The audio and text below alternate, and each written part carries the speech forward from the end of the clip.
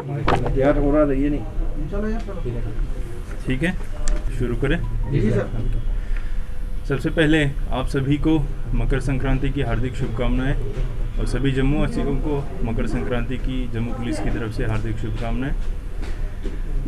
आज की जो प्रेस वार्ता है वो 8 जनवरी को कासिम नगर चौक में जो फायरिंग का इंसिडेंट हुआ था उसके बारे में हमने आयोजित की है।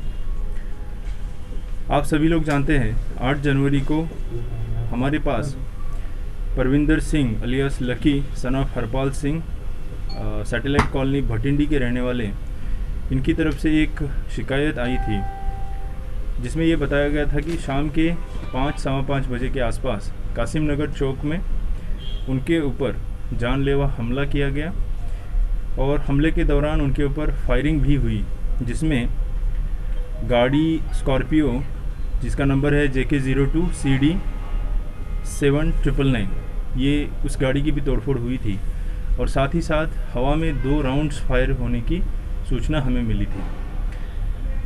जो कंप्लेन है, कंप्लेन के मुताबिक इसमें 5 लोगों के मुलव्वस होने की बात कही गई थी, जिनका नाम रसविंदर सिंह, रविंदर पाल सिंह, सुरजीत सिंह अलियास सोनू, पवनदीप सिंह और राजू थाता इस तरीके से बताई गई थी। इस सूचना के मिलने पर केस FIR नंबर 4/2021 307 धारा 307 427 147 148 IPC और 3/25 आर्म्स एक्ट के अंदर दर्ज करके पुलिस स्टेशन बागे बहू में इन्वेस्टिगेशन इसका शुरू किया गया था। दौरान इन्वेस्टिगेशन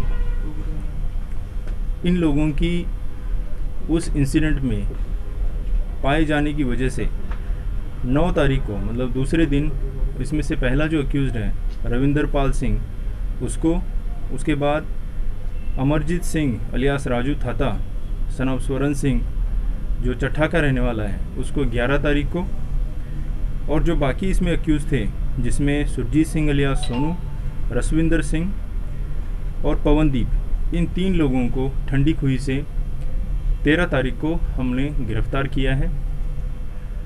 आप सभी लोग जानते होंगे कि उस टाइम मीडिया में इस तरीके से एक बात चली थी, एक स्टोरी चली थी कि बीजेपी के लीडर के ऊपर हमला हुआ है और उसमें ऊपर फायरिंग हुई है।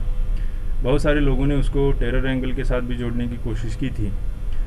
तो आज की प्रेस वार्ता आयोजित करने का यही उद्देश्य है कि इस केस की जो प्रिलिमिनरी इन्वेस्टिगेशन हुई है, जिसमें जैसा आप जानते हैं कि हम आज तकरीबन 6-7 दिन के बाद आपके सामने इसीलिए पेश हो रहे हैं कि इस केस की तह तक हम जाना चाहते थे, इसको अच्छी तरीके से इन्वेस्टिगेट करना चाहते थे बिफोर हम कोई पब्लिक स्टेटमेंट जारी करें। और आज 6-7 दिन की इनिशियल इन्वेस्टिगेशन के बाद हम लोग ये आप लोगों को बताना चाहते हैं कि ये जो केस है, ये case Parvinder Singh alias lucky और इसकी जो अपोजिट रादर अक्यूज पार्टी हम कह सकते हैं, जिसमें रसविंदर सिंह, सुरजीत सिंह अलियास सोनू वगैरह जो उसके साथी हैं, उनके बीच फ्लेक्स बैनर्स को प्रिंट करके उसके पैसे देने के मामले में पहले से काफ़ी दिन से तू मैं चल रही थी। जिस दिन ये इंसिडेंट हुआ है उस दिन इन 2 पार्टीज़ के बीच में कासिम नगर चौक में पहले स्कफल हुआ है और जो स्कफल है वो धीरे धीरे इंटेंसिफाई होते हुए लास्टली इसमें हवा में 2 राउंड फायर हुए। जिस वेपन से फायरिंग हुई है हमने वो वेपन जब्त कर लिया है। उसके साथ साथ जो खाली कारतूस है वो भी वहाँ से मौके से हमने बरामद किए हैं। और इस केस का किसी भी तरीके से हमारे इन्वेस्टिगेशन में अभी तक कोई टेरर वाला एंगल सामने नहीं आया है।